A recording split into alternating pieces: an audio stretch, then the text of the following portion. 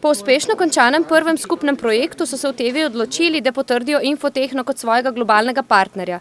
Pred več kot 100 leti ustanovljena multinacionalka ima največ registriranih zdravil na evropskem trgu. Teva je naše prednosti spoznala skozi izkušnje podjetij, ki jih ima na Hrvaškem in Nemčiji, ker sta Pliva in Ratiofarm že več kot 10 let naša partnerja. In seveda to je za nas velik uspeh, ampak to ni uspeh posameznika tukaj, ampak je rezultat dela skozi zadnjih nekaj let vseh zaposlenih v Infotehni. V Infotehni sicer s svojimi informacijskimi rešitvami pomagajo farmacevtskim podjetjem in agencijam za zdravila urediti poslovne procese ter dokumentacijo. Njihove rešitve uporabljajo v več kot 20 državah po vsem svetu.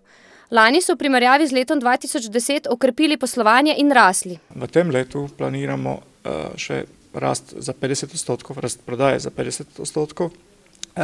Kar se tiče rezultatov v prvem kvartalu, v primerjavi z lanskim letom, smo imeli rast za več kot 60%.